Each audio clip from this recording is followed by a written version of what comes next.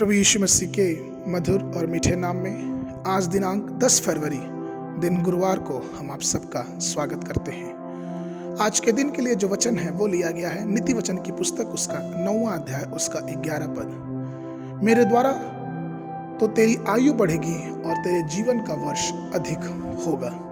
प्रभु में मेरे प्रिय लोगों, प्रत्येक दिन जो हम और आप देखते हैं ईश्वर का अनुग्रह है और अनुग्रह के रूप में वो हमें उपहार में देता है। सुबह से लेके शाम तक, शाम से लेके रात तक, फिर सुबह, एक एक मिनट, एक एक सेकंड, एक एक घंटा हमारे जीवन का अनमोल है। इसलिए जब भी हम एक नई सुबह देखें तो आइए हम परमेश्वर की स्तुति करें, क्योंकि वही हमारे जीवन को दीर्घायु करता है, वही हमारे जीवन के वर्षों को और भी अधिक करता रहता है। जब हम परमेश्वर की आराधना दिन की शुरुआत में करते हैं, अपने जैसे ही भोर को हम जब उठते हैं परमेश्वर की आराधना करते हैं, तो हमें हमारे चारों तरफ जो परेशानियां हैं, वो अचानक ही जो दिक्कतें हैं, जो दिमागी तनाव है, वो सब अचानक हम हल्का महसूस करने लगते हैं। और हमें ये दिखता है कि हम जैसे जैसे दिन के प्रकाश में आगे बढ़ते जाते हैं, वैसे ही हमारे जो जीवन का अंधकार है, जो तनाव है, वो भी धीरे धीरे खत्म होता रहता है। उसकी उपस्थिति में शांति की भरपूरी है।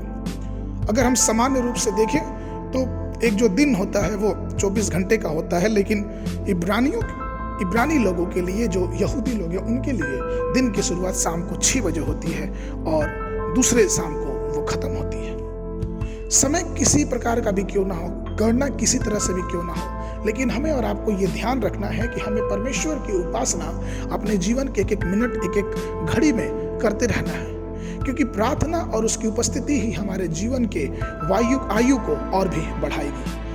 आप सबको मालूम होना चाहिए कि पादरी पॉल यंगीचो, जो कि परमेश्वर के बहुत अभिषिक्त और बहुत बड़े दास हैं, उन्होंने अपने जीवन में एक बात ठाना कि वो प्रत्येक दिन को एक अलग नाम दे के परमेश्वर को धन्यवाद देंगे। अर्थात अगर वो किसी दिन को पवित्रता के रूप में ग्रहण करते हैं तो उस दिन परमेश्वर की पवित्रता और अपने जीवन को पवित्रता में आगे बढ़ाने के लिए वो बहुत ध्यान देते हैं। दूसरे दिन अगर उन्होंने उस दिन का नाम रखा प्रार्थना का दिन, तो वो ये कोशिश करते हैं कि वो पूरे दिन परमेश्वर के सामने अपने आप को प्रकट करें, अपने आप को समर्पित करें।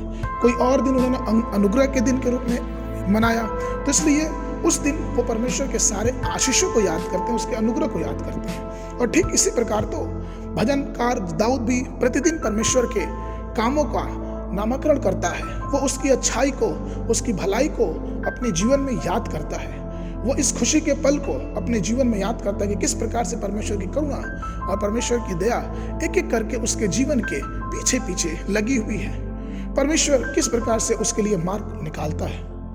इसलिए प्रभु में प्रिय लोगों, जैसे पृथ्वी सूर्य के चारों तरफ घूमती है, वैसे ही हमारा भी जीवन परमेश्वर को धन्यवादित होने के लिए उसके इर्द गिर्द घूमता रहे, क्योंकि हमारा जब जीवन परमेश्वर के इर्द गिर्द घूमता रहेगा तो हमारे जीवन की जो आयु होगी वो अधिक समय तक रहेगी, वो बढ़ोतरी में आगे बढ़ती जाएगी। इसलिए आइए हम अपने जीवन में अधिक आशीष के लिए, अधिक आयु के लिए परमेश्वर के वचनों में, परमेश्वर में लगे रहें। आज के मनन के लिए जो पद है वो लिया गया है भजन संहिता की पुस्तक उसका 118 अध्याय उसका 24 पद। वचन इस प्रकार से कहता है, आज वह दिन है जो यहोवा ने बनाया है, हम इसमें मगन और आनंदित हो जाएं।